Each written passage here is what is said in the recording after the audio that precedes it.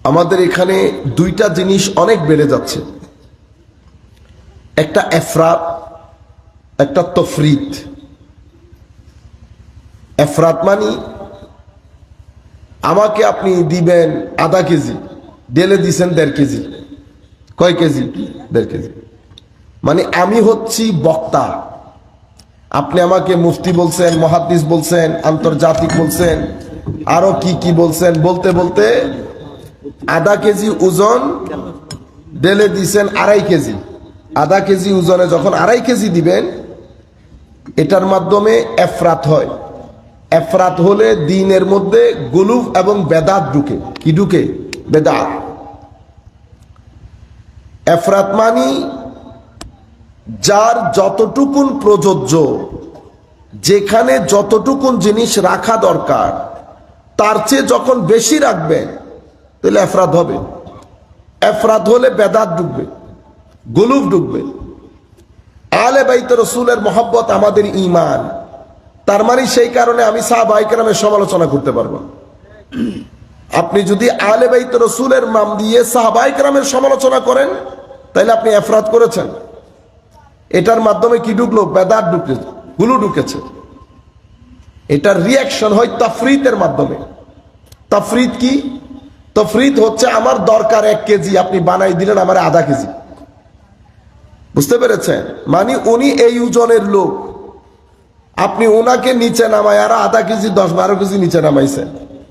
অর্থাৎ যেই জিনিস যেখানে রাখা দরকার এফরাত আলাইসা উপরে তুলছে, তাফরিত আলাইসা নিচে নামাইছে। এফরাতে কি চলতে? উপরে, তফরিতে নিচে। এফরাতের মাধ্যমে বেদাত ঢুকছে, তফরিতের মাধ্যমে বেয়াদবি ঢুকছে। কি ঢুকছে? বেয়াদবি। তফরিত উগ্রতার শিক্ষা দেয়, তফরিত নিজেই উগ্রপন্থী, উগ্রবাদী, আরেকজনকে উগ্রতার প্রতি উদ্বুদ্ধ করে। তফরিতের মাধ্যমে মেইনলি সমাজের মধ্যে বেয়াদবি ঢুকে গেছে। ইহুদি এবং নাসারা দুইটা গোষ্ঠী। নাসারা নবীর প্রতি সম্মান দেখাইতে দেখাইতে আল্লাহর ছেলে বানিয়ে দিয়েছে, আল্লাহর অংশ বানিয়ে দিয়েছে। এটা এফরাত করেছে, ধর্মের মধ্যে বেদাত ঢুকছে। এটার রিয়াকশন স্বরূপ ইহুদিরা এসে ওনারা যে সম্মান উপরে তুলে দিছে, আর ইনারা আইসা নিচে টেনে নবীদের সাথে বেয়াদবি করে নবীদেরকে হত্যা করেছে। তাইলে এটার মাধ্যমে বেয়াদবি ঢুকেছে। আমরা যেতে হবে এবং আমাদের জন্য যেটা এক্সপেক্টেড, যেখানে আমাদের থাকা দরকার, সেটার নাম এতেদাল। এতেদাল, এতেদাল মানে আমি এদিকেও আসবো না, এদিকেও আসবো না, আমি মধ্যম পন্থা অবলম্বন করব। কেন? কারণ আমাদেরকে আল্লাহ যেভাবে বানিয়েছেন, আমরা যদি মধ্যমপন্থী না হই, যদি এই পাশে আসি তাইলে হয়ে যাব ফেরেশতা, যদি আর একটু নিচের দিকে আসি হয়ে যাব শয়তান, একটু উপর নিচ করলে হাইওয়ান। কিন্তু আমি হলাম ইনসান। আমি কি? ইনসান। ইনসান। আমাদের এখানে বেশ কিছু জিনিস নিয়ে অনেক ভুল বুঝাবুঝি হয়। যেমন আমাদের এখানে একটা কথা আমরা বলি, আমাদের মা বাবারা বলেন, যার কারণে আমরা গ্রাম ছেড়ে শহরে চলে যাই ছেলে মানুষ করার জন্য। কি করার জন্য? ছেলেকে মানুষ করার জন্য গ্রাম থেকে শহরে নিয়ে যাওয়ার আগে আপনি বাসায় বসে মানুষের সংজ্ঞা নির্ধারণ করেন, মানুষ বলে কাকে। আমরা বেশিরভাগ লোক মানুষ বলতে আমরা মনে করি একটা ভালো স্কুলে লেখাপড়া করিয়ে আমার ছেলেকে যদি কোনো রকম ভালো একটা চাকরি দিয়ে দিতে পারি, এটার মানে হচ্ছে ভালো মানুষ। বেশিরভাগ ক্ষেত্রে আমাদের এটাই চিন্তা। আর যদি বিদেশে পাঠিয়ে দিতে পারি তাইলে তো আমার ছেলের উন্নতির কোনো শেষ নাই। এই বিষয়গুলো আমরা আবার রিডিফাইন করা দরকার, নতুন করে চিন্তা করা দরকার। সমাজের মধ্যে একটা সচেতনতার প্রয়োজন। কেন? কারণ যেই পরিস্থিতিতে আমরা বসবাস করছি, সেই পরিস্থিতিতে আমরা বেশ কিছু জিনিসের সম্মুখীন। প্রথম, আমাদের ঈমান, আকীদা এবং আখলাক, এই দুইটা জিনিস চতুর্মুখী হামলার শিকার। ঈমান আকীদার ক্ষেত্রে দুইটা জিনিস গুরুত্বপূর্ণ, একটা তৌহিদ, একটা রিসালাত। 7 স্তম্ভ আছে, সেটা যাচ্ছি না। তৌহিদ এবং রিসালাত গুরুত্বপূর্ণ, কিন্তু আধুনিক চিন্তা চেতনা, আধুনিকতা, বিজ্ঞান এগুলা এসে আমাদের ঈমান থেকে আল্লাহ, পরকাল এই বিষয়গুলা আমাদের যে গ্রিপ সেটা লুজ করে ফেলতেছে। সেই কারণে ছেলেরা আর মসজিদে যেতে চায় না। কবর ছেলেদেরকে এত বেশি ইম্প্যাক্ট করে না। ছেলেরা যার জন্মত করে লাইফস্টাইল লিড করতেছে। ছেলেরা তো মুরব্বির দিকে দাবিয়ে যায়, ভয়ও করে না একবার। কেন? কারণ এই জায়গাগুলাতে তাদের বিশ্বাস একেবারে নড়েবড়ে হয়ে গেছে। আবার ধর্মের পোশাকে আমরা অনেক মানুষ ছেলেদেরকে এসে কেউ বলি না মাযহাব নাই, কেউ বলি হাদিস নাই, কেউ বলি নবী শেষ নবী না, না না না না, কেউ বলি নবী আমার মতো। এক একজনের এক এক মন্তব্য। এটাও আমাদের যারা তরুণ প্রজন্ম আছে বর্তমান সময়ে তাদেরকে ফ্রাস্ট্রেটেড করে, ডিস্টার্ব করে। এই ধরনের কথাবার্তাগুলা ফ্রাস্ট্রেটেড করে তাদেরকে ঈমান, আকীদা, দিন ধর্ম থেকে তাদের মন তুলে ফেলে। তৃতীয় নম্বর যে ঘটনাগুলা ঘটতেছে সেটা হচ্ছে সংস্কৃতি এবং আধুনিকতার নাম দিয়ে আমাদের এখানে অশ্লীলতা বেড়ে গেছে। আর ছেলে মানুষ করার নাম দিয়ে আমরা যেই জীবনের দর্শন গ্রহণ করেছি সেই জীবন দর্শন আমাদের সমস্ত সম্পর্কগুলাকে আস্তে আস্তে আস্তে আস্তে কি করে দিচ্ছে? মিটিয়ে দিচ্ছে। আমরা থেকে আমিতে পরিণত হচ্ছি। আগে কি ছিলাম? আমরা, এখন হয়ে যাচ্ছি আমি। কিসের নাম দিয়ে? ছেলেদেরকে মানুষ করার নাম দিয়ে। ছেলেকে মানুষ করা বলতে কি বুঝায়? আপনি মানুষ করার আগে মানুষ বুঝেন। আমি কি, কেন এসেছি, উদ্দেশ্য কি, আমাকে আল্লাহ কিভাবে বানিয়েছেন। কারণ আপনি যদি মানুষ কাকে বলে এটা বুঝতে ভুল করেন তাইলে আপনি মানুষের সাথে ডিল করতে পারবেন না। যদি মানুষের সাথে ডিল করতে না পারেন তাইলে আপনি ইমব্যালেন্স হয়ে যাবেন। কি হয়ে যাবেন? ইমব্যালেন্স। যদি ইমব্যালেন্স হয়ে যান তো আপনার কিছু জিনিস বেড়ে যাবে, সমাজের মধ্যে কিছু জিনিস কমে যাবে। যেটা বেড়ে যাবে সেটা আপনি নিতে পারবেন না, যেটা কমে যাবে সেটা আপনি হজম করতে পারবেন না। কিরকম?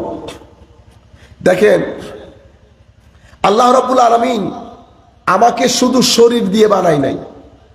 আমি শুধু শরীর না, আমার ভিতরে মনও দান করছে। কি দান করছে? মন।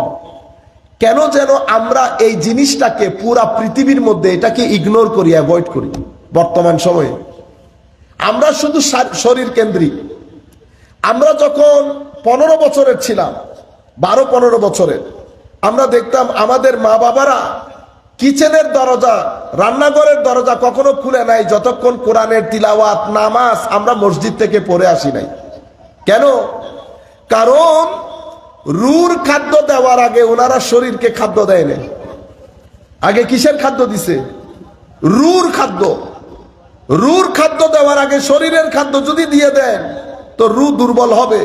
রু দুর্বল হলে টেনশন বেড়ে যাবে, অস্থিরতা বেড়ে যাবে, অশান্তি বেড়ে যাবে, ডিপ্রেশন বেড়ে যাবে, মানসিক স্বাস্থ্য ক্ষতির সম্মুখীন এবং হুমকির সম্মুখীন হবে। আমেরিকা পারতেছে আজকে? আমেরিকাতে হসপিটালের অভাব আছে, বিশ্ববিদ্যালয়ের অভাব আছে, বড় বড় অপারেশন করতেছে না। এত স্বাস্থ্য, এত কিছুর পরেও মানসিক স্বাস্থ্যের প্রতি যত্নবান না হওয়ার কারণে আমেরিকার মতো রাষ্ট্র হিমশিম খেতে হচ্ছে, ইংল্যান্ডের মতো রাষ্ট্র পাগল হয়ে যেতে হচ্ছে। আমি পারবো যদি আমাদের রাষ্ট্র সেরকম হয়? কেন? তারা শরীরের শারীরিক স্বাস্থ্যের প্রতি যেই মন দিয়েছে তার বিন্দু পরিমাণ মন তারা মানসিক স্বাস্থ্যের প্রতি দেয় নাই। কারণ তারা ভুলে গেছে আমরা শুধু শরীর না, আমাদের মনও আছে, আমাদের মনও আছে। আপনি মন খারাপ করেছেন, মন খারাপ করে ঘরে এসেছেন, আপনি কাউকে বলতে হয়েছে আপনার যে মন খারাপ? যেই দেখেছে সেই বুঝছে আপনার মন খারাপ। কি কারণে? কারণ আপনাকে আল্লাহ একটা মুখ দিয়েছেন, এটা হচ্ছে প্রিন্টার। এটা কি? প্রিন্টার। এর ভিতরে যা এটা প্রিন্টেড হয় এখানে। বুঝতে পেরেছেন? আপনি আনন্দিত, খুশিতে একেবারে গদগদ, চাকরি পেয়েছেন। আপনি বাসায় এসে কাউকে কিছু বলতে হয় নাই, চেহারা দেখে আপনার মাই জিজ্ঞেস করতেছে আজকে খুশি খুশি যে। আপনি কি আপনার মাকে বলছেন? বলেন নাই। আপনি কি হাসি দিছেন? হাসিও দেন নাই। আপনার চেহারার বালখিল্যতা, খিলখিল করছে আপনার চেহারা। কেন? কারণ এটা হচ্ছে স্ক্রিনিং পয়েন্ট, এটাকে বলে আয়না। এটাকে কি বলে? আয়না। কিসের আয়না? মনের আয়না, শরীরের আয়না না, মনের আয়না। তো মনের ভিতরে যা আসে আয়নার মধ্যে তা দেখা যায়, আয়নার মধ্যে তা দেখা যায়। মনের মধ্যে যদি হিংসা থাকে, আয়নার মধ্যে হিংসা ফুটে উঠে, কথায় বার্তায় চাল চলনে। আপনি কখনো আপনার হিংসা লুকাতে পারবেন না। আমরা যখন প্রত্যন্ত অঞ্চলে যেতে হয় না, পুরা বাংলাদেশ ব্যাপী, ঠিক আছে? গত পরশু আমরা একটা জায়গায় ছিলাম, পরশুর আগের দিন বোধহয় একটা জায়গায় ছিলাম, মাহফিল চলতেছে। মাহফিল যখন চলতেছে, ধরেন এখানে মাহফিল হচ্ছে, হুজুর তাকরীর করতেছে, আমি কখনো উচ্চ আওয়াজ তাকবীর নিয়ে এখানে উঠবো না। আমি বলবো চুপচাপ উঠে বসে যান, যেন তাকরীরের মধ্যে ব্যাঘাত না ঘটে। সেটা ছোটই তাকরীর করুক আর বড় তাকরীর করুক। তো এক ভদ্রলোক আসতেছেন, উনি দেখতেছেন এখানে সিরিয়াস টক হচ্ছে, কথাবার্তা হচ্ছে। উনি নেড়ে দূরে, কারণ দুনিয়াকে দেখাইতে হবে না আমি উপজেলা চেয়ারম্যান। আসছে এখানে দাঁড়াইয়া হ্যান্ডশেক করতেছে, আমি উপজেলা চেয়ারম্যান। আমি বলতেছি আপনার আশার ডগে আমি বুঝছি আপনি উপজেলা চেয়ারম্যান। আপনি আপনার আশার ডগে বুঝছি। এখন ডগ তো সে বুঝে না, এটা সিটিংগা ভাষা। তবে সে বুঝছে যে আমি অসম্ভব মাইন্ড করছি এটা। ইভেন আপনি সিম্পল সামান্য টাকা, তাও একটা কিছুদিন আগে আমাদের একজন, ওদের ছোট ভাই আশেপাশে বসতো না কোনোদিন, যে একটু টাকা পয়সা হচ্ছে। কতক্ষণ পরে, আমি মাথায়ও নাই, সেই যে চেয়ারে বসে লম্বা টাইম, পা এক জায়গায় সে এক জায়গায়, হঠাৎ করে আমি দেখলাম যে কিরে কি ঘটনা। পরে শুধু ওর কানে কানে বলছি, ব্যাংকে কি টাকা বেশি হয়ে গেছে? আপনারা বুঝতে পারতেছেন অহংকার ভিতরে যখন এগুলা বাসা বাঁধে, তো এটা আপনার এটা দিয়ে ফুটে উঠবে, এটা দিয়ে ফুটে উঠবে। এটাকে বলে আয়না। তো আপনার ভিতরে সুখ থাকলেও আয়নাতে ফুটে উঠে, দুঃখ থাকলেও আয়নাতে ফুটে উঠে। এখানে মারাও শুনতেছেন নিশ্চয়ই। আল্লাহর ওয়াস্তে সন্তানের মানসিক স্বাস্থ্যের যত্ন নেন। মানসিক স্বাস্থ্যের যত্ন না নিয়ে আমেরিকা যে দুর্ঘটনায় পড়ে গেছে, ওই দুর্ঘটনায় যেন বাংলাদেশ না পড়ে। কারণ বাংলাদেশ অত টাকা খরচ করতে পারবে না। আমেরিকার টাকা আছে, সেই কারণে তারা তাদের ছেলেদের ডিপ্রেশন, হতাশা ঠেকাতে বছরে মিলিয়ন মিলিয়ন ডলার খরচ করে। তাদের টাকা আছে, তারা খরচ করুক। তাদের ছেলেরা শু করে 18 জন মেরে ফেলে, এমনি করে এসে কি মানসিক সমস্যা। দুইটারে ধুলাই দিলে তৃতীয় দিন আর কেউ আসবে না, মানসিক সমস্যা। আমি একজনকে বলতেছি, এটা মানসিক সমস্যা বন্ধ হওয়ার না, নর্মাল আমাদের দেশীয় পুলিশ। আল্লাহ, আপনাদের এই কথাগুলো বড় খারাপ লাগে। 18 জন হইসা মাইরা ফেলছে 14 বছরের পোলা, মানসিক সমস্যা। আল্লাহ কিচ্ছু করতে হবে না, আমাদের থানা থেকে সিম্পল একজন হাবিলদার এনে ছাইরা দেন। 1 ঘন্টার ধুলাই করলে বাকি 1 বছর আর কেউ এই কাজ করবে না। আপনারা বুঝতে পেরেছেন? বিচার করার কেউ নাই। যার সন্তান গেছে সে বুঝে কি গেছে। এটা কি একদিনের ঘটনা? একদিনের ঘটনা, এটা প্রত্যেক সপ্তাহ, প্রত্যেক মাসের ঘটনা। আর তারা আমাদেরকে এখানে এসে গণতন্ত্র শিখায়। বুঝতে পেরেছেন? এখানে গায়রতালা লোকও চলে গেছে, ইংরেজি জানা লোকও চলে গেছে। এখন আমাদের এখানে তো সাদা স্কিন দেখলে আর দুনিয়াতে থাকে না। সাদা স্কিন দেখলে সবাই স্যার। আমাদের এখানে একজন বড় লোক গেছে ওখানে ইংল্যান্ডে, তো ঘুরাইতেছি স্যার স্যার আল্লাহ ভাই কি শুরু করে দিচ্ছে, গ্যারেজ মিস্ত্রি। এখানে গ্যারেজ আছে, তো গ্যারেজে যারা কাজ করে তারা এই দেশের লোক। আপনি সবাইকে স্যার ডাকতেছেন কেন? এখানে সিস্টেম হচ্ছে নাম ধরে ডাকা, আপনি স্যার ডাকিয়েন না। এখানে যেমন ধরেন আমাদের ওই এখনকার প্রেসিডেন্ট, ঠিক আছে, তো প্রেসিডেন্টকে আপনি মিস্টার প্রেসিডেন্ট বলতে পারেন, মিস্টার প্রাইম মিনিস্টার বলতে পারেন। কিন্তু স্যার না, আমি স্যার বলবো কেন, আপনি আমার পড়াইছে না। কিন্তু আমাদের হচ্ছে ভীতির মধ্যে পড়ে যায়। আমরা আমাদের ভীতি দুই কারণে। একটা হচ্ছে আমরা অসৎ, কি অসৎ, হাত কোন জায়গায় কত জায়গায় দিয়ে পকেটে ঢুকাইছি এটা তো ও জানে, এই জন্য ইজ্জত বাচ্চা চলে আসি। কিন্তু আমাদের মধ্যে যদি সৎ লোক থাকতো, জানার লোক থাকতো, তাইলে বলে না চিটেঙ্গে ভাষায় বাবা ছোড়াই ফেলতু, বাবা ছোড়াই ফেলতু। কিন্তু এখানে তারা এসে আমাদেরকে শিখাই চলে যায়। অথচ ওদের দেশের ড্রাগ ডিলিং আমাদের দেশের চেয়ে বেশি, বরং তাদের ড্রাগ ডিলিং এর তুলনায় আমাদের দেশেটা কিছুই না। তাদের রেপ অনেক বেশি, ক্রাইম বেশি, ডিভোর্স বেশি, মেন্টাল ইলনেস, মানসিক স্বাস্থ্য আমাদের চেয়ে অনেক খারাপ। তাদের স্বাস্থ্য ব্যবস্থা আমাদের চেয়ে ভালো, কোনো সন্দেহ নাই। আবার আমাদের মানসিক স্বাস্থ্য তাদের চেয়ে অনেক ভালো, এটাতেও কোনো সন্দেহ নাই। আমরা এমনিতে মানুষ, আমাদের যেটা খারাপ সেটা খারাপ, আমি তো মানতেছি আমরা মানুষ খারাপ, আমরা মিথ্যা বলি, আমরা বাচ্চার দুধের মধ্যে মিশাই, আমরা মানুষকে 3 নাম্বার 10 নাম্বার জিনিস খাওয়াই, আমরা লাগাতার মিথ্যা বলতে পারি, লাগাতার প্রতারণা করতে পারি, লাগাতার জুলুম করতে পারি। এটা আমাদের ক্যারেক্টার হয়ে গেছে, কিছু করার নাই, সেই কারণে আমরা ভুগতেছি। কিন্তু আমি আপনাদেরকে বলতেছি, মানসিক স্বাস্থ্য যত্ন না নেওয়ার কারণে আমেরিকা যে দুঃসহ পরিস্থিতিতে, ইংল্যান্ড যে দুঃসহ পরিস্থিতিতে, ইউরোপিয়ান কান্ট্রি যে দুঃসহ পরিস্থিতিতে পড়েছে, সেটাকে আমরা পড়তে চাই? আমরা পড়তে চাই না ওইটাতে। কিন্তু আমরা আস্তে আস্তে ওইদিকে হাঁটতেছি। যদি আমরা ওইদিকে না হাঁটতাম, গত 6 মাসে বাংলাদেশে ডিভোর্স রেট এভাবে বেড়ে যাওয়ার কোনো কারণ নাই। বাংলাদেশের ছেলে কেমনে সুইসাইড করে?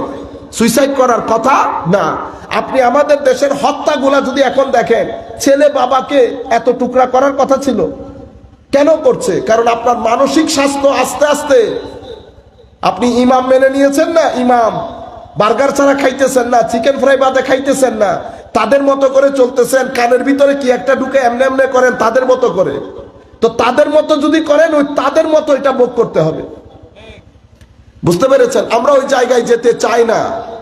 13 বছরের মেয়ে বাবাকে না জানিয়ে ঘরের বাইরে যাবে, এটা আপনি মেনে নিতে পারবেন? তো আপনি ওই রাস্তায় কেন হাঁটবো? আমি ওই রাস্তায় হাঁটতে চাই না।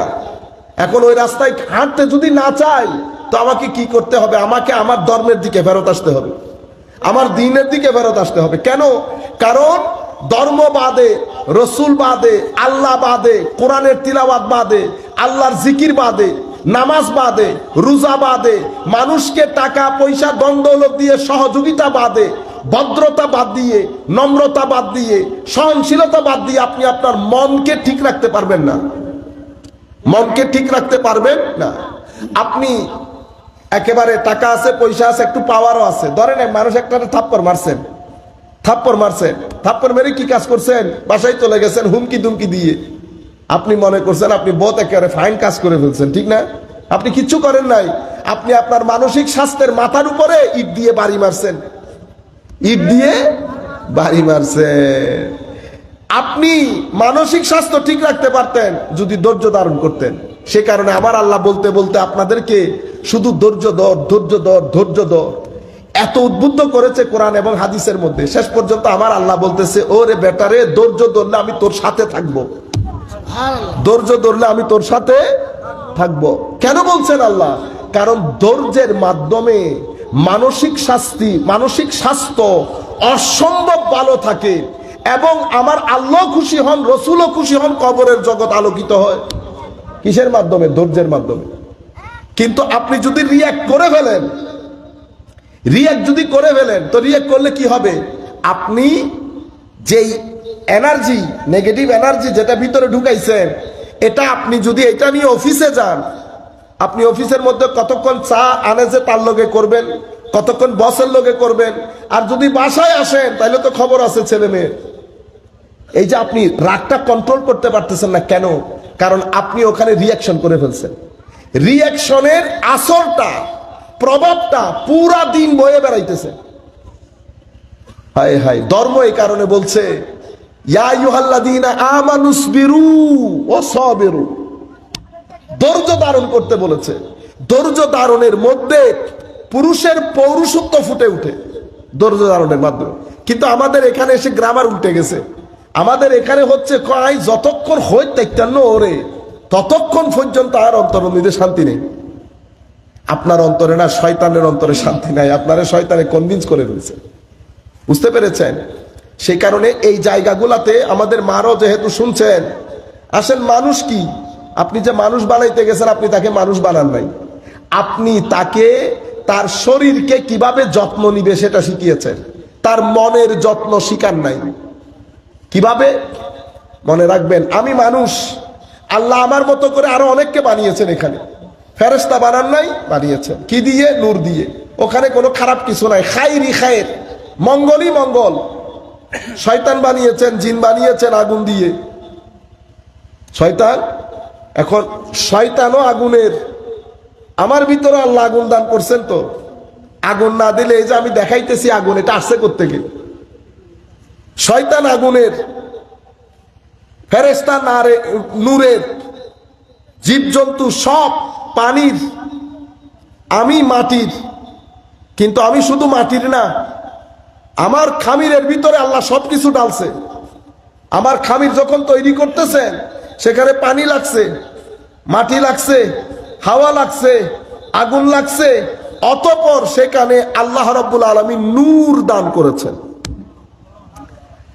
সেই কারণে আমি ফেরেশতার বৈশিষ্ট্য ধারণ করি, কিন্তু আমি নিরেট ফেরেশতা না। আমি শয়তানের বৈশিষ্ট্য ধারণ করি, আমি নিরেট শয়তানও না। হাইওয়ানের বৈশিষ্ট্য ধারণ করি, নিরেট হাইওয়ানও না। আমি কে? আমি ইনসান। সব কিছুর কম্বিনেশন আমার ভিতরে আছে। এখন আল্লাহ, আমি এখন কি করব?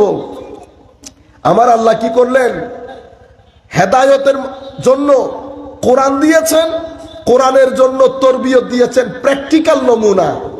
কোরআন তো আমার জন্য, কোরআন একজন পড়ছে তো আমি শুনছি, কিন্তু আমি প্র্যাকটিক্যাল নমুনা দেখতে চাই। যেমন কোরআন বলছে, ওয়ালানাবলুওয়ান্নাকুম বিশাইইম মিনাল খাউফি ওয়াল জুই ওয়া নাকসিম মিনাল আমওয়ালি ওয়াল আনফুসি ওয়াস সামারাত ওয়া বাশশিরিস সাবিরিন। আমি অবশ্যই তোমাদেরকে পরীক্ষা করব, ভীতি দিয়ে, সংশয় দিয়ে, গরিবি দিয়ে, তোমাদের কাছের মানুষজনকে মৃত্যু দিয়ে, এই আন্দাজে আমি তোমাদেরকে পরীক্ষা করব। সুসংবাদ শুধু ধৈর্যশীলরা পাবে। এটা তো কোরআনের আয়াত, আমি শুনলাম তো আমার একটু দেখতে ইচ্ছে করে না? আমার দেখতে ইচ্ছে না করলে আমার চোখ তো দেখতে চাচ্ছে, কারণ চোখের কাজ তো দেখা। চোখ বলতেছে, আল্লাহ যদি দেখতে পারতাম আপনি আপনার কোন বান্দাকে এভাবে পরীক্ষা করছেন এবং ধৈর্যশীল হিসেবে তাকে কি সুসংবাদ দিচ্ছেন, আমি যদি একটু দেখতাম। তো আমার কোরআনের প্র্যাকটিক্যাল নমুনা বানানো হয়েছে নবী করিম সাল্লাল্লাহু আলাইহি ওয়াসাল্লামকে। আপনি যদি ওয়ালানাবলুওয়ান্নাকুমের ওই আয়াত দেখেন এবং শিয়াবে আবি তালিবের ওই সময়গুলা চিন্তা করেন, আমার নবী যখন সামাজিক বয়কটের শিকার হয়েছেন, ওইটাও যদি আপনি চিন্তা করেন, আয়াতের পারফেক্ট নমুনা পাবেন আপনি ওখানে। ওয়াবাশশিরিস সাবিরিন সবে মেরাজের মাধ্যমে আপনি পাবেন। ওয়াবাশশিরিস সাবিরিন, ধৈর্য, আমার নবী ধৈর্য ধারণ করেছেন। কিরকম ধৈর্য? পাহাড়ের মতো বিপদ পড়েছে আমার নবীর উপর, আমার নবী টুটা করে নাই। আমাদের কাছেও বিপদ আসবে, বিপদ আসে, বিপদ এসেছে, বিপদ আসবে। মা বোনরাও শুনতেছেন, আমাদের তরুণ প্রজন্ম শুনতেছেন। মনে রাখবেন, এটা পৃথিবী, এটা গোলাপ ফুলের দেশ না। এখানে ম্যাক্সিমাম লোক আপনাকে খালি গুঁতা দিবে, কেউ শারীরিক গুঁতা দিবে, কেউ মানসিক গুঁতা দেবে। আপনার পকেটের টাকা খেয়ে ফেলতে চাইবে, আপনার জায়গা দখল করতে চাইবে, আপনার অধিকার ছিনিয়ে নিতে চাইবে। এটা দুনিয়া। আপনি কিভাবে ডিল করবেন আপনাকে সেটা জানতে হবে না। আপনি ডিল করবেন ধৈর্যের মাধ্যমে, আপনি ডিল করবেন প্রপার লিগ্যাল ওয়েতে, প্রতিবাদের মাধ্যমে, যেখানে যেটা দরকার হয়। মেইনলি ধৈর্য। এখন আপনি যদি ধৈর্য ধারণ না করে আপনি যদি হাহুতাশ করেন, আমরা বলি না অনেক সময় পাগল হয়ে যায়, আল্লাহ আমাকে পাইছে, আমি ছাড়া আল্লাহর চোখে আর কেউ পড়লো না, ইন্না লিল্লাহ। কি বললেন এটা? মনে রাখবেন, আপনি যতই দুঃখের মধ্যে পড়েন না কেন, আমার আল্লাহ সব সময় আপনার অতি নিকটে, এটা শুধু মাথায় রাখবেন। এবং আপনি আল্লাহর চোখে চোখে আছেন, এটাও মাথায় রাখবেন। আপনি একবার ডাক দেবেন, 10 বার আল্লাহ আপনার ডাকে সাড়া দেবে। সুতরাং অতি বিপদের মধ্যে আমরা কখনো হতাশ হয়ে যাব না, আমরা কখনো রাস্তাঘাটে বিদ্যুতের মতো দৌড়াদৌড়ি করব না। আমাদের কাছে জায়গা খালি আছে। চতুর্দিক থেকে যখন বিপদ আসে, আমার আল্লাহ বলতেছেন, বেটা চতুর্দিক থেকে বিপদ আসছে তো উপর খালি আছে না? উপরে তো আমরা কি করব? আমার আল্লাহ হাদিসে কুদসির মধ্যে ইরশাদ করছেন, তাফাররাগ লিইবাদাতি, তখন আমরা যেন আল্লাহর ইবাদতের প্রতি মনোনিবেশ করি। সবাই যখন ঘুমিয়ে যাবে, যাই নামাজে বসে চোখের পানি ফেলে আল্লাহর দরবারে যদি ফরিয়াদ করেন, আল্লাহ আপনার ভিতরে প্রথমে শান্তি দান করবে, আপনার দুঃখ দূর করবে। দুঃখের পরে ইন্না মাআল উসরে ইউসরা, দুঃখের পরে সুখ যেটা দিবে, আপনি দুঃখের কথা ভুলে যাবেন, সেই আন্দাজে আপনার জীবনে বরকত দান করবে। এটা কখনো, সেই কারণে কখনো নিরাশ হবেন না। আমার নবীও সাল্লাল্লাহু আলাইহি ওয়াসাল্লাম অনেক দুঃখ কষ্টের মধ্যে, ফাবাশশিরিস সাবিরিন, আমার আল্লাহ শেষ পর্যন্ত মেরাজের মধ্যে নিয়ে গেছেন, আমার আল্লাহ মেরাজের মধ্যে নিয়ে গেছেন। সুতরাং কখনো এই ধরনের বিপদ আপদের মধ্যে হতচকিত হয়ে যাবেন না। আমি আপনাদেরকে যে জিনিসটা বোঝাচ্ছি, তাহলে আমি মানুষ হিসেবে আমরা কি শেষ করে দেব? অসুবিধা হচ্ছে? শেষ করে দেবে আপনি, তার বেশিতে 10-12 মিনিট। আল্লাহুম্মা সাল্লি আলা সাইয়্যিদিনা মাওলানা মুহাম্মদ ওয়া আলা আলি সাইয়্যিদিনা মাওলানা মুহাম্মদ। তাহলে আমার ভিতরে আল্লাহ একটা শরীর দিয়েছেন, একটা মন দিয়েছেন। শরীরের জন্য আমাকে পড়তে হয়, চাকরি করতে হয়, টাকা ইনকাম করতে হয়, সবকিছু করতে হয়। টাকা পয়সা, ভালো স্কুল, ভালো খাওয়া, ভালো গাড়ি কিছুক্ষণের জন্য আপনাকে সুখ দেয়, এটা চিরস্থায়ী সুখ দেয় না।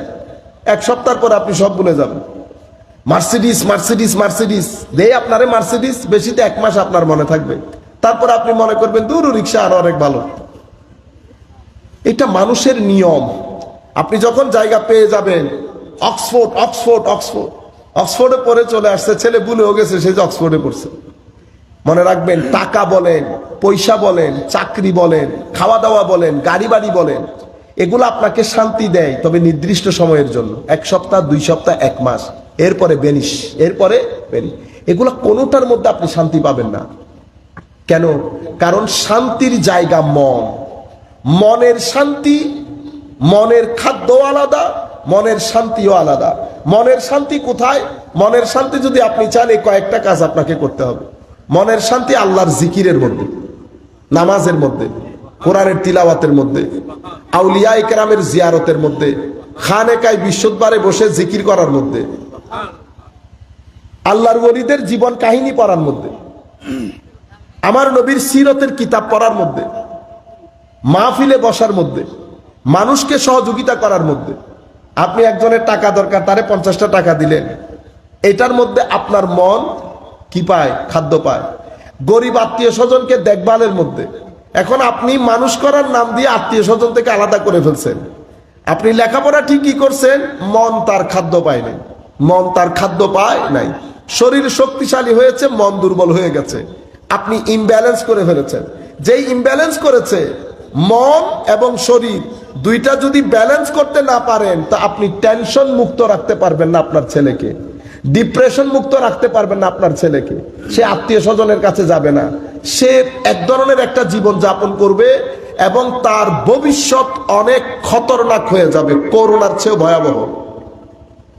আমরা মনে করেছি দিন ধর্ম পালন করলে করলাম, না করলে নাই, কবরের মধ্যে কেউ কি দেখেনি।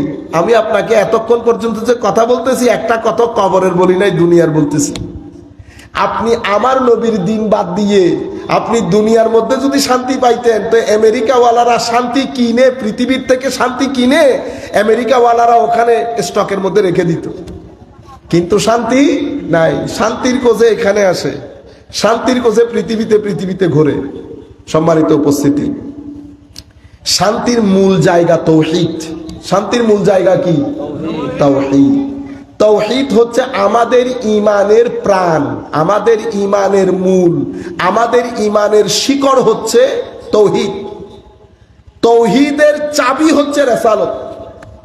তাওহীদের চাবি কি? রিসালাত। রিসালাতের মূল শিকড় হচ্ছে আনুগত্য তথা এতাত। আর এতাত এবং আনুগত্যের চাবি হচ্ছে মহব্বত। কয়টা পাইলেন? চারটা জিনিস। একটা হচ্ছে আমাদের ঈমান, ঈমান বাদে মনের খাদ্য আসবে না, মনের খাদ্য আসবে না। আপনারা আমাদের মারা রেগে যান, ছেলে যখন বউ নিয়ে কক্সবাজারে গেছে, আমাদের মারা রেগে যান, মন খারাপ করেন। মারা যদি শুনে থাকেন, মাদেরকে বলতেছি সব জায়গায় মন খারাপ করতে হয় না, সব জায়গায় মন খারাপ করতে হয় না, বরং ছেলেদেরকে বলেন আমাকেও নিয়ে যাও, পৃথিবী দেখবেন, সৌন্দর্য দেখবেন। এখন ছেলেরা সৌন্দর্য কি দেখবে? ছেলেরে নিয়ে গেছি জাফলংয়ে, সুন্দর না? সে সুন্দর তো দেখে নাই, ও মোবাইলের মধ্যে ঢুকে আছে, মোবাইল ইউজ করতে করতে ঘুমাই গেছে, ওই ঘুমের মধ্যে জাফলং চলে গেছে। এগুলা করবেন না, পৃথিবী দেখবেন। ঘরে বসে সুবহানাল্লাহ সুবহানাল্লাহ সুবহানাল্লাহ যদি 1,00,000 বারও বলেন, ওই সোয়াব হবে না যেই সোয়াব আল্লাহর দুনিয়া দেখার পরে মন থেকে যখন বলবেন ও সুবহানাল্লাহ, আপনি যখন এটা মন থেকে বলবেন, ওইটা যেই জিন্দেগি আপনার রুর ভিতরে সঞ্চারিত করবে, এটা আপনি তসবির মধ্যে 1000 বার বললেও ওই জিন্দেগি আসবে না।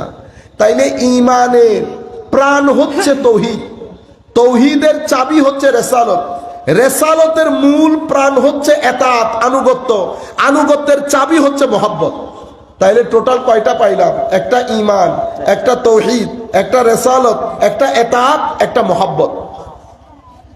তৌহিদ অনেক গুরুত্বপূর্ণ জিনিস। তৌহিদ আপনার ভিতরের জগৎকে সুন্দর করে, নুরানি করে। আমাদের আফসোসের বিষয় হচ্ছে সবকিছু নিয়ে আমরা ডিভিশন করে ফেলেছি। কিছু স্টেজের মধ্যে আমরা শুধু তৌহিদের কথা বলি এবং নামাজ দোয়ার কথা বলি, এতাত, সুন্নতে রাসূল। এখানে রেসালতের কথাও নাই, মহব্বতের কথাও নাই। সেই কারণে এই ধরনের স্টেজে যারা যায়, এই ধরনের বক্তার বক্তব্য যারা শুনে, এই ধরনের ওয়াজে যারা বসে, তারা নামাজ পড়ে, আমল করে অনেক, কিন্তু মহব্বত, শবে বরাত, মুহররম, এটা তাদের ভিতরে বিন্দু পরিমাণ দাগ কাটতে পারে না। যাই যাই যাই একেবারে রবিউল আউয়াল শরীফও চলে যায়, ভিতরে কোনো আওয়াজ নাই, নাকের মধ্যে বিরিয়ানির খুশবু পর্যন্ত লাগে না। আপনি এভাবে এক পেশে হয়ে গেছেন। আবার আরেক পাশের মধ্যে শুধু রেসালত এবং মোহাব্বত, তৌহিদের আলোচনাও নাই, সুন্নতে রাসূলের আলোচনাও সেই অর্থে নাই। ইনাদের অডিয়েন্সের মধ্যে, মানে আমাদের অডিয়েন্সের মধ্যে নামাজের প্রতি সেই গুরুত্ব নাই, কারণ তারা ভিতর থেকে একটা আত্মতুষ্টিতে ভুগে যে নামাজ না পড়লে হুজুর বলছে তো মহব্বত হইল আসল, মহব্বত হইল আসল, নামাজ দোয়া পড়তে হয় না। সেই কারণে আমাদের এখানে নামাজ দোয়া কম। নামাজ দোয়া যিনি মাহফিল করতেছেন, উনি কিন্তু মাহফিলের দিন আসরের সময় টুপিটা পড়ছে, ওই দিন ফজরের নামাজ, জোহরের নামাজ আল্লাহ পাক জানে, ইল্লা মাশাআল্লাহ, সবাই তো আর এক ধরনের না। আমি বেশিরভাগ বলতেছি আপনাদেরকে, সব ডিভিশন হয়ে গেছে। না, ডিভিশন হবে কেন? একসাথে করি। তৌহিদের কথা যিনি বলবেন, উনি রেসালতের কথা বলবেন, যেভাবে আমরা এখন বলতেছি। সুন্নতে রাসূলের কথা যিনি বলবেন, উনি মহব্বতে রাসূলের কথা বলবেন। তাহলে তো আর ঝগড়া থাকলো না। আপনারা বুঝতে পেরেছেন? আমাদের এখানে আবার সুন্নতে রাসূল আমাদের ইন্টারেস্ট অনুযায়ী মিঠা খাইতে হবে, এটা সুন্নতে রাসূল। ও ভাই, একদিন না খাইয়া থাকা, এটাও সুন্নতে রাসূল। শুধু মিঠা খাওয়া সুন্নত না, হরদম সত্য কথা বলো, এটা আমার নবীর সুন্নত। মানুষের সম্মানে একেবারে এক পাশে রাস্তার নিচের দিকে তাকিয়ে হাঁটা, এটা আমার নবীর সুন্নত। পকেটে যা আছে মানুষকে দিয়ে দাও, এটা আমার নবীর সুন্নত। আপনি শুধু মিঠা খাওয়া সুন্নত পাইলেন, আরেকজন শুধু দাড়ির মধ্যে সুন্নত। কোন জায়গায়? দাড়ির ভিতরে সুন্নত। কিন্তু মানুষের সাথে সদ্ব্যবহার করাও যে সুন্নত, সেটা সে জানে না। সেই কারণে গাল ভর্তি দাড়ি। কিন্তু কিছুদিন আগে একটা প্রোগ্রামের মধ্যে আপনারা দেখছেন হয়তো, মানুষই মানুষ।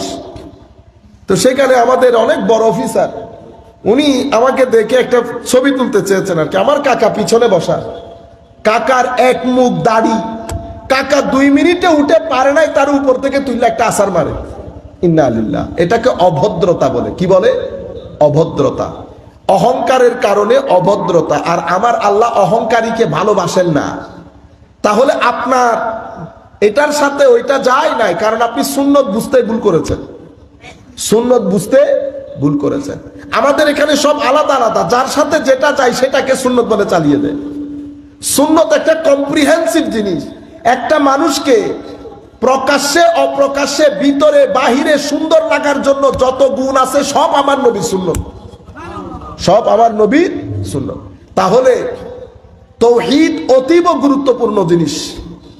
তৌহিদের নূর আপনার ভিতরের জগৎকে আলোকিত করে, আপনার ভিতরে বেনিয়াজি দান করে, আপনার চরিত্রের মধ্যে অটুট অবিচলতা দান করে, আপনার ভিতরের জগৎ থেকে অন্ধকার এবং কালিমা গুনাহের দূর করে। তৌহিদের সাথে যদি আপনি রপ্ত করতে পারেন তো আপনার রপ্তের জন্য রেসালত লাগবে, আর আপনার যে পঞ্চ ইন্দ্রিয় সেই পঞ্চ ইন্দ্রিয়ের ভালো ব্যবহার লাগবে। আমি এটা গুরুত্বপূর্ণ পয়েন্ট, একটু চেষ্টা করবেন, আমরা শেষের দিকে আর 5 মিনিটের মধ্যে শেষ করে দেব। সম্মানিত উপস্থিতি, এই যে কাতারে ছেলে থাকে, কাতারে ছেলে অ্যাক্সিডেন্ট করছে, মা এখানে কিচেনে রান্নাঘরে কাজ করতেছে, যেই ছেলে সাকারাতুল মউত, মা পাগলের মতো রাস্তায় বেরিয়ে এসেছে দৌড় দিয়ে চিল্লানি দিয়ে, ওই হই হই আমার ছেলের কি হয়ে যাচ্ছে, কেউ আসেনি, কেউ ফোন দেবে, আজীব বিষয় না। তো মা জানলো কেমনি? এটাকে বলে রপ্ত, কানেকশন। মার সাথে মাতৃত্বের সাথে ছেলেত্বের একটা কানেকশন আছে, সেইভাবে আমার সাথে আমার আল্লাহরও একটা কানেকশন আছে, আমার সাথে আমার আল্লাহরও একটা রব আছে। মা যেমন সন্তানের দুঃখে দুঃখী হয়েছে, ঠিক সেভাবে আমার দুঃখেও আল্লাহ দুঃখী হন, আমার সুখেও আল্লাহ সুখী হন, যদি কানেকশন থাকে। কানেকশনটা কখন হয়? যখন এই পৃথিবী যখন আল্লাহ সাজিয়েছেন, পৃথিবীতে সব ভালো জিনিস দেন নাই আল্লাহ, খাইর এবং শার, ফাআলহামাহা ফুজুরাহা ওয়া তাকওয়াহা, খাইর এবং শার দিয়ে আল্লাহ পৃথিবীকে সাজিয়েছেন। এখন কানেকশন তৈরি কেমনে করে? আপনার চোখ দিয়ে যদি খাইর দেখেন, হাত দিয়ে যদি খাইর ধরেন, মুখ দিয়ে যদি খাইর বলেন, কান দিয়ে যদি খাইর শুনেন, অটোমেটিক্যালি আপনি কিভাবে যে আল্লাহর সাথে আপনার কানেকশন হয়ে যাবে আপনি বুঝতেও পারবেন না।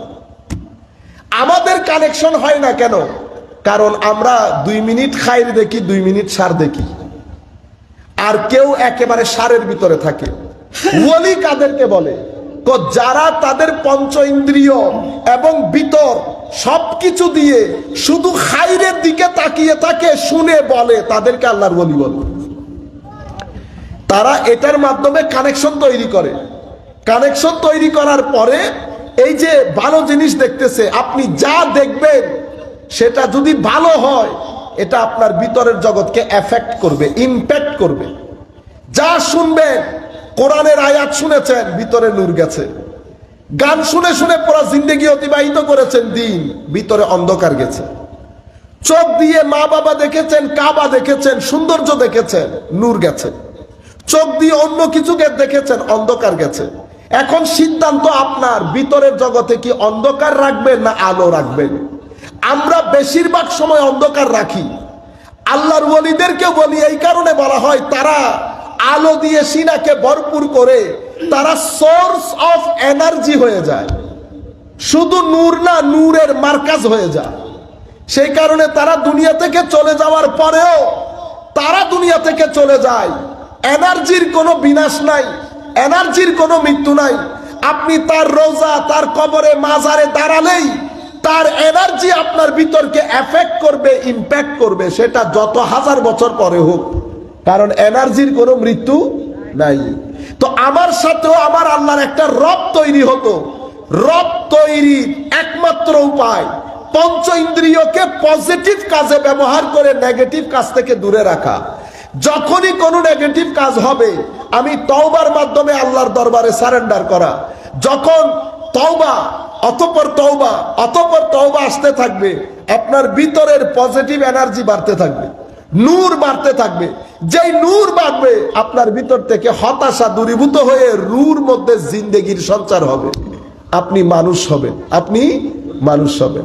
মানুষ হওয়ার জন্য ছেলেকে বলতে হয়, আমার মা বাবার আল্লাহর সৃষ্টির, আত্মীয় স্বজনের, পাড়া প্রতিবেশীর অধিকার কি, তাদের সাথে শেয়ারিং কিভাবে করতে হয়, ছেলেদের সাথে খেলতে দিতে হয়, মিশতে দিতে হয়, তখন আপনার ছেলে মানুষ হবে, অন্যথায় না। আমি আর কথা না বাড়াই,